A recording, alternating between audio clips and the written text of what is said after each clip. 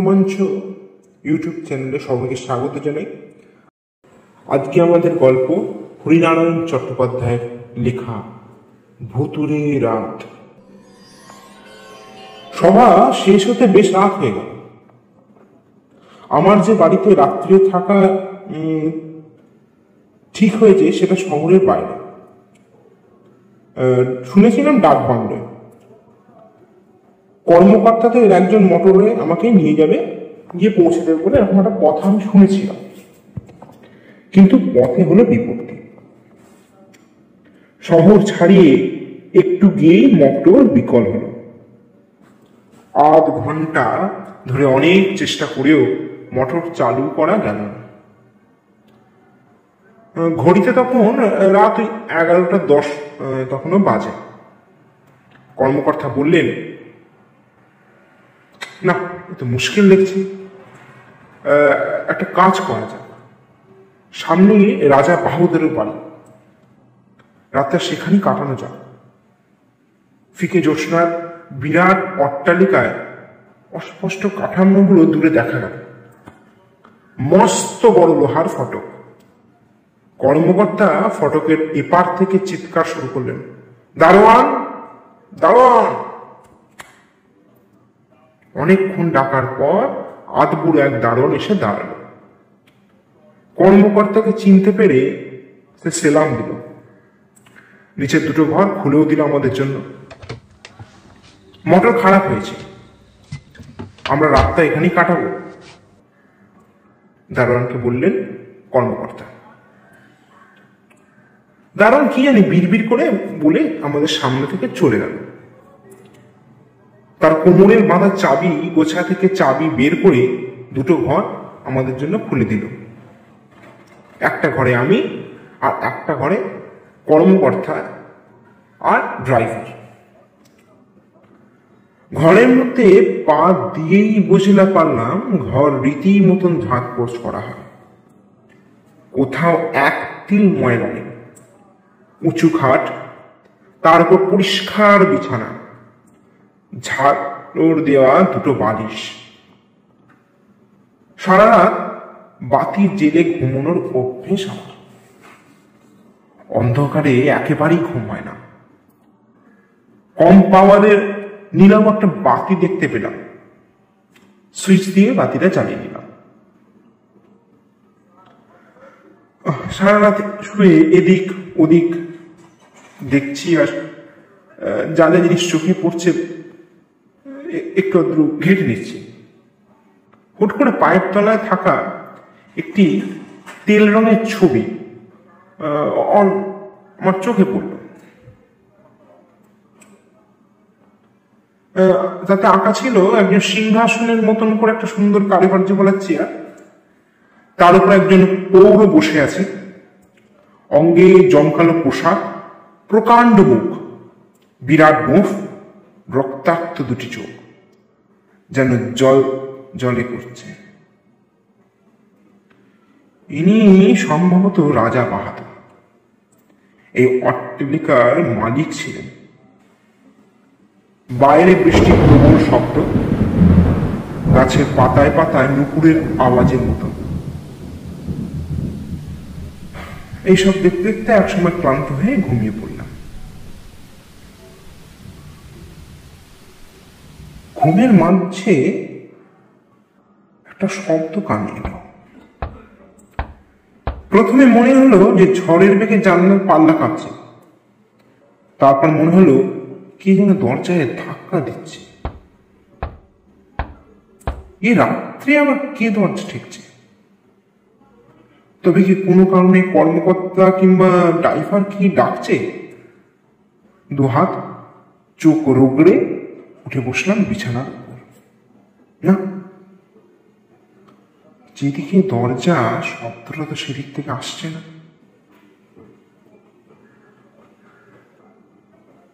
চোখটা একটু ফিরতে সারা শরীরে কেঁপে উঠলাম।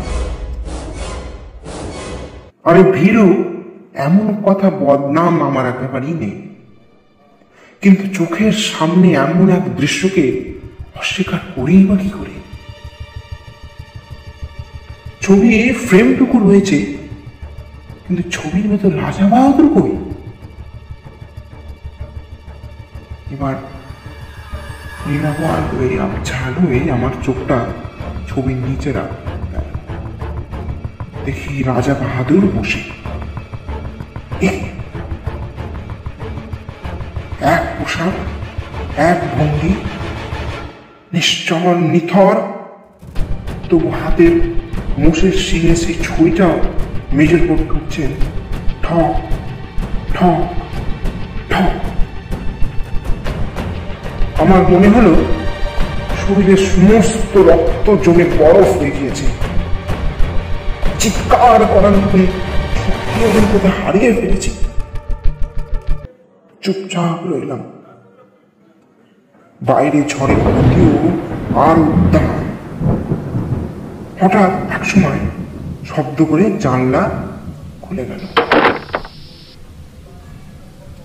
হাওয়ার ঝলকের সঙ্গে দীর্ঘ কেশ ও চেহারা একজন ঘরের মধ্যে এসে ঢুকলো। এগিয়ে আসতে দেখতে পেলাম লোকটার খালি গা আর ময়লা ধুতির হাঁটুর উপর তোলা, মাথায় মোটা টিকি। এই দেশের চাষাভুষোর লোক বলে আমার মনে হল।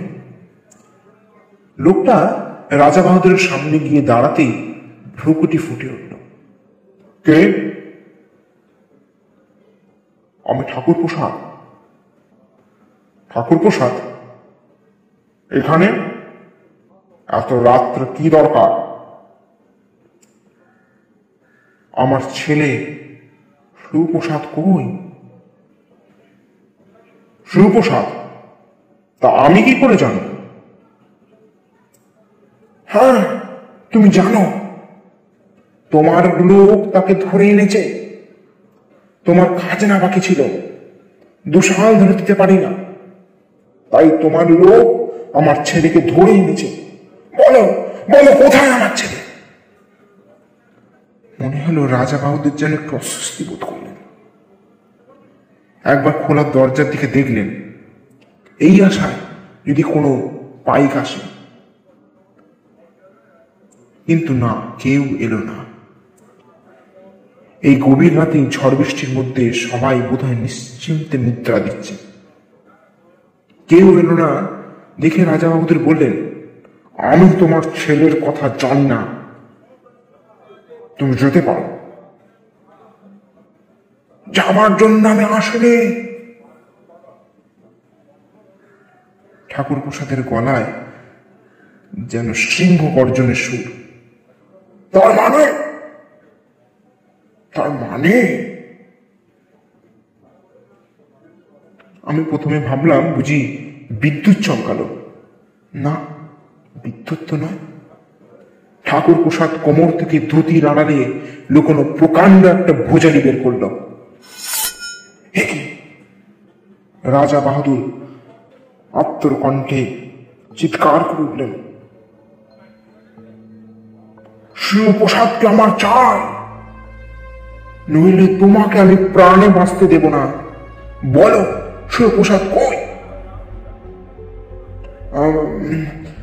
চোরা কুটিতে। বলতে বলতে রাজা বাহাদুর উঠে দাঁড়ালেন।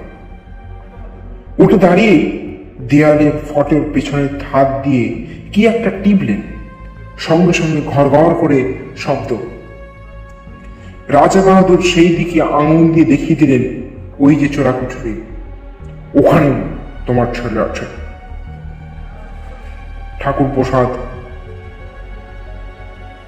যেভাবে নেমে এলো, মনে হলো সিঁড়ি আসে। একটু পরেই একটা আর্তনাদ শোনা গেল। ঠাকুর প্রসাদ উপরে উঠে এলো। তার কোলে মরা ছেলে।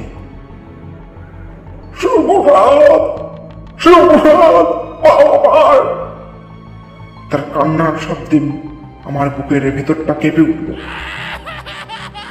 মরা ছেলেকে মেঝের উপর নামিয়ে রেখে ঠাকুর প্রসাদ সোজা রাজা বাহাদুরের মুখের সামনাসামনি গিয়ে দাঁড়ালো। বজ্র গর্জনে বলল, আর নয়, তোমার অত্যাচার অনেক সহ্য করেছে, এর প্রতিশোধ আমি নেবই। যে ভোজালিটা কোমরে গুঁজে রেখেছিল সে আবার টেনে বার করল। আমি সামান্য ভয় পেলাম। এখনই আমার চোখের সামনে একটা খুনোখুনি হয়ে যাবে বলে আমি চিৎকার করে উঠলাম, কিন্তু আমি পারলাম না। জোরে হেসে হা হা হা, কেউ যেন হাসছে, কেউ আসবে না, কেউ আসবে না, সবাই যাত্রা শুরু হচ্ছে। এইভাবে বলে উঠল ঠাকুর প্রসাদ। ঠাকুর প্রসাদ বলল, রাজা বাহাদুর, ভগবানের নাম স্মরণ করো। তারপর কি হলো, আমার চারিদিকে একটা ধোঁয়ার রূপ। সেই ধোঁয়ার মধ্যে রাজা বাহাদুর আর ঠাকুর প্রসাদ কোথায় যেন হারিয়ে গেল। ঘুম যখন ভাঙলো তখন সবে ভোর হচ্ছে। কাছের জানলা দিয়ে সূর্যের প্রথম কিরণ এসে বিছানার উপর পড়েছে। বিছানা থেকে উঠে ফটোর দিকে দেখলাম রাজা বাহাদুরের প্রকাণ্ড মূর্তি। নেমে ফটোর পেছনে হাত দিয়ে দেখলাম, চোরাকুটুরি খোলার কোনো বোতাম পেলাম না। মেঝে নিরীক্ষণ করেও দেখলাম কোথাও কোনো ফাটল নেই। তাহলে সবে কি আমার মনের ভুল, কিংবা স্বপ্নে কিছু দেখেছি হয়তো। দরজা খুলে বাইরে গেলাম। গেটের কাছে দারোয়ান বসে। আমার কাছে গিয়ে দাঁড়াতেই সে উঠে দাঁড়ালো। তাকে সোজাসুজি প্রশ্ন করলাম, আচ্ছা, এখানে কি কোনো চোরাকুঠুরি আছে? দারোয়ান চমকে উঠল। চোরাকুঠুরি? হ্যাঁ, যেখানে রাজা বাহাদুরের প্রজাদের ধরে এনে রাখতেন। আপনাকে এসব কে বললো বাবু?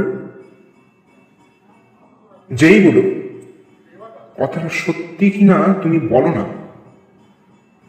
দারোয়ান চাপা গলায় বলল, আমি কিছু জানি না বাবু। তুই বাবার কাছে শুনেছি যে ঘরে যেমন শুনেছিলেন সেইখানে চোরাকুটুরি ছিলেন। মেঝেটা ফাঁক হয়ে নিয়ে যাওয়ার রাস্তাও ছিল। রাজা বাহাদুর মরে যাওয়ার পর তার ছেলে বিরাট থেকে ফিরে এসে নিজে গেছে চোরাকুটুরি বন্ধ করে দিয়েছিলেন। রাজা বাহাদুরের ছেলে এখন কোথায় থাকে? কলকাতা। মাঝে মাঝে 10-12 দিনের জন্য আসেন এখানে। আচ্ছা, আরেকটা কথার উত্তর দাও তো। বলুন বাবু। রাজা বাহাদুর কিভাবে মারা গেছে? দারোয়ান তখনই কোনো উত্তর দিল না, এক দৃষ্টি আমার দিকে চেয়ে রইল। কি বলো বলো। দারোয়ান পর কেড়ে ফেলল, আমি কিছু জানি না বাবুজি। তবে বাবার কাছে আমি শুনেছি তিনি এক প্রজার হাতে খুন হয়েছিলেন, যে প্রজার নাম ঠাকুরদাস। ঠাকুরদাস? তাহলে কি আমার স্বপ্ন সত্যি ছিল?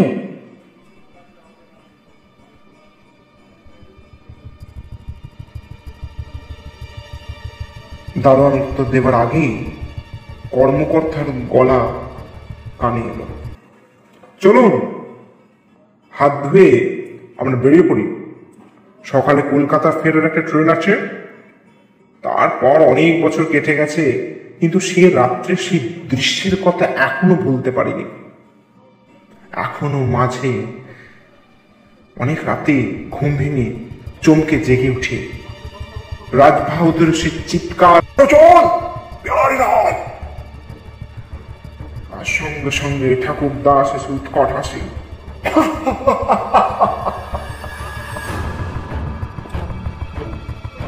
কেউ আসবে না, কেউ আসবে না, ধর্মদাস, কেউ আসবে না রাজ বাহাদুর।